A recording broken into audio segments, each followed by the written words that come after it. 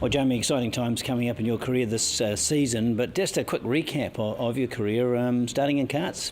Well, I started when I was 10 years old, and Dad got me a kart off one of the guys that's still here helping me today, and we just sort of ticked away, and a couple of years ago Rick Mickles got involved with me, and he, through Evolution Motorsport, got me into a race car, and I've done three or four seasons in that at local level, and now with help from Mike Horgan and Progressive Engineering and the likes of that have jumped on board and helped me, we're jumping into Formula 4 for the first season, National Series. So I'm really looking forward to it. You had a lot of success in the karting, didn't you? And it's quite an accepted stepping stone for some great drivers in the past.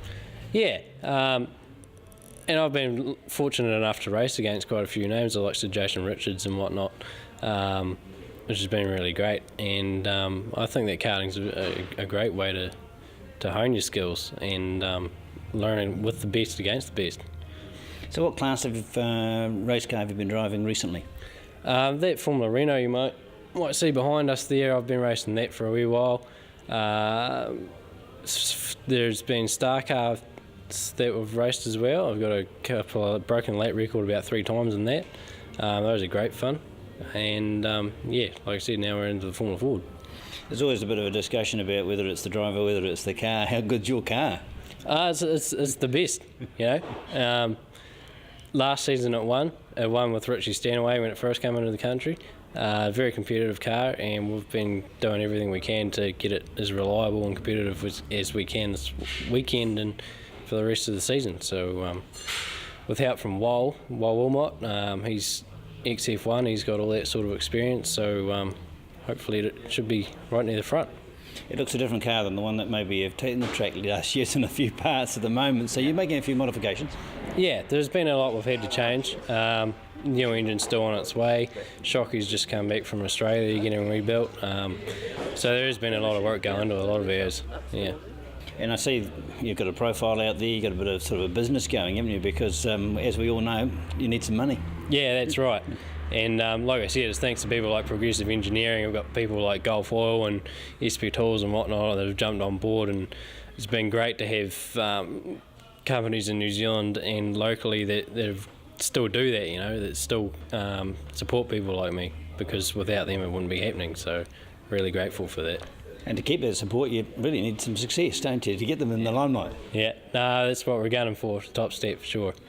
What about long term? I know it's hard in this industry. There are so many different avenues you could take. What would you like to lean toward? I'm not gunning for anything in particular. I want to keep my doors open. For now, my focus is fully on Formula Ford and doing that as well as I can, and just concentrating on that championship and then seeing what doors open from there. And outside of motor racing, what do you need to do to keep yourself in cash? Just finished my apprenticeship down at TY as a diesel mechanic. So I've just started a second apprenticeship at AJ Auto Electrical as an auto sparky as well. So all pretty good skills that have been helping me out here as well. Yeah. So you have quite a bit of input actually into the car construction with that sort of background. Yeah. Like I said, between Wal and myself, we take away there and improve what we can and spend a lot of hours down here trying to get it ready. Yeah. Well, I got very excited when I hear the word McLaren, of course the most famous name in New Zealand motor racing. How did you get attached to that Formula 1 team? Well, I met Bruce McLaren through his wife, Patty, who came from Timaru, and he offered me a job in Europe if I could pay my way over there, which was my OE when I went over there at 21 years old. The first period of time I worked for very low wages for a year over there, and then started with the Cooper team, which Bruce was the works driver for. At the end of that year, we started McLaren Racing, and Bruce and I built a car, and we brought it to New Zealand, and we won the New Zealand Grand Prix 50 years ago this coming January. Right, so you're actually an original member of the very first team. I was his first ever employee. Marvellous. What was he like as a bloke? Oh, he was wonderful. He was a big brother I never had, and I loved him like a big brother. Wonderful bloke. When you started out, did you have any idea how far that was going to go to the name exists still today? No. You were sort of looking forward to the end of this week or the coming of next week. It was a job that was 24/7. I only managed to last over there for 7 years, and at the end of that time, I was pretty well burnt out. There was nothing like the backup and support they have nowadays. For 7 years, you would have seen a major change, though, going from a fledgling racing team to one of the top.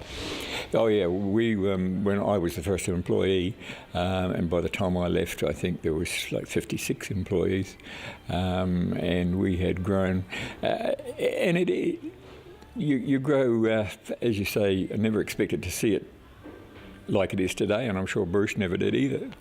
You're just looking forward one day at a time. So you had that combination, didn't you? You obviously had a good car that you built together, but a top driver as well. Yes, Bruce was not only a top driver but a top engineer, and he was employed by a lot of teams, Aston Martin in the early days, and then Ford for their GT40 program. He was employed as a development driver, and highly respected. So when you came back, what could you possibly do as a career after that? As I said, I retired from motor racing, I hoped, and moved to Australia. And found out it was one of the few things I could do. So I got back into motor racing in Australia, and worked for Alan Moffat, Frank Maddich, and a few drivers over there. Just can't shake the habit, can you? No, here I am, 50 years on, and back still standing in the garage. Still standing in the garage, still with dirt under my fingernails, and still loving it. Yeah. Was it glamorous? We always imagine it was. Was it glamorous in those days? The models and the media attention. Yes, it was.